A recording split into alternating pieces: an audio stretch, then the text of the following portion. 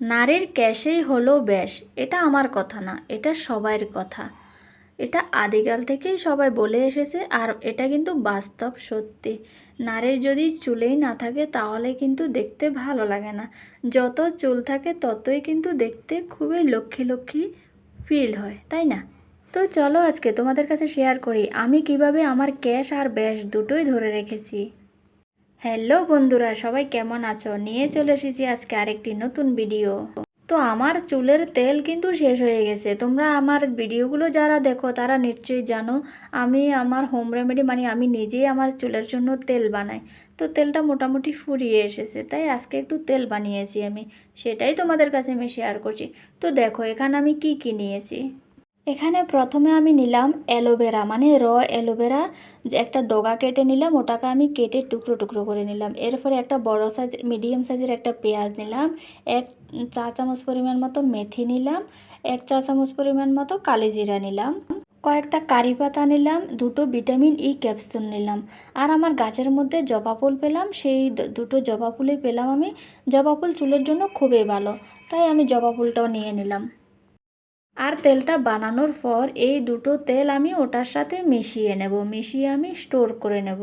এখানে দেখো আমলা তেল নিয়ে নিলাম আমি, আর আমি নিয়ে নিলাম ক্যাস্টর অয়েল, আর ভিটামিন ই ক্যাপসুলগুলো আমি পরেই মেশাবো।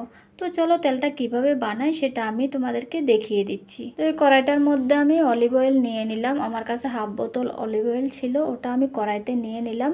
তো এই কাঁচা তেলটা মানে ঠান্ডা অবস্থায় তেলটার মধ্যে আমি ইনগ্রিডিয়েন্টসগুলো ঢেলে দেবো।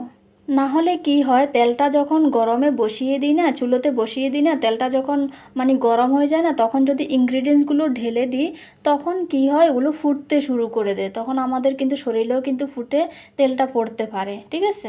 সেটা এই এই সেন্সটা কিন্তু আশা করি সবারই আছে, যারা আমরা রান্না করি সবার কিন্তু এই সেন্সটা আছে, ঠিক আছে? এই জন্য আমি কি করি, তেলটা কাঁচা মানে ঠান্ডা অবস্থায় আমি ইনগ্রিডিয়েন্টসগুলো মিশিয়ে নিই, মিশিয়ে একবার আমি ভালো করে মিশিয়ে একবার আমি চুলোতে বসিয়ে দিই। তো তোমরা দেখতেই পাচ্ছ আমি চুলোতে বসিয়ে দিচ্ছি। এবার একদম আঁচটাকে একদম লো করে দেবো, আমি একদম লো করে দেবো, এগুলো ধীরে ধীরে হতে থাকবে। প্রায় 5 থেকে 6 মিনিট, 5 থেকে 6 মিনিট পর্যন্ত ফুটালেই কিন্তু এগুলো তোমরা দেখতে পাচ্ছ কি সুন্দর ফ্রাই হয়ে গেছে। তো এগুলো যত ভালো করে ফ্রাই হবে তেলটা তত ভালো করে হবে, ঠিক আছে? তো তোমরা দেখতে পাচ্ছ কত সুন্দর ফ্রাই হয়ে গেছে, ঠিক আছে? তো এবার আমি নামিয়ে রেখে দেব। তো তেলটা আমি ঠান্ডা করে নিয়েছি, নামিয়ে অনেকক্ষণ রেখে দিয়েছিলাম, তেলটা ঠান্ডা হয়ে গেছে।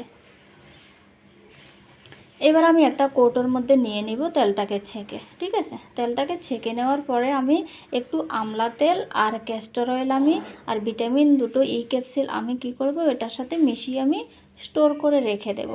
তো গাইস তোমরা কিন্তু এই তেলটা বানিয়ে দেখতে পারো, এত ভালো রেজাল্ট পাবে তোমরা ভাবতেও পারবে না।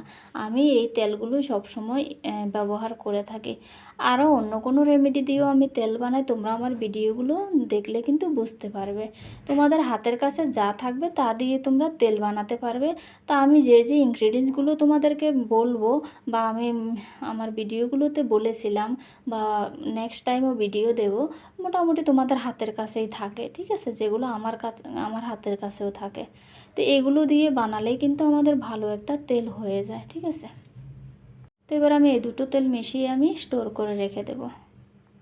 তো গাইজ ভিডিওটা যদি তোমাদের হেল্পফুল হয়ে থাকে অবশ্যই কমেন্ট করে জানাবে।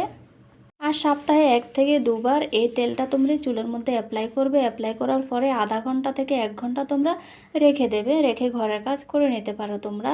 এরপর তোমরা চুলটাকে ভালো করে শ্যাম্পু করে নিতে পারো। অবশ্যই তোমরা স্নানের আগে তেলটা লাগাবে, ঠিক আছে?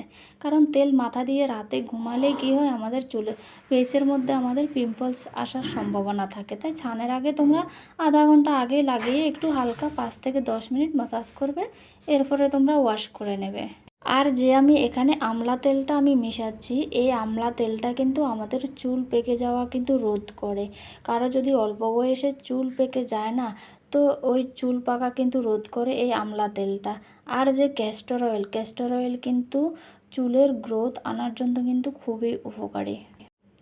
তো মোট কথা এই তেলটা কিন্তু আমাদের হেয়ার ফল রোধ করে, মানে চুল পড়া বন্ধ করে, আর নতুন চুল গজাতে কিন্তু খুবই খুবই হেল্পফুল এই তেলটা।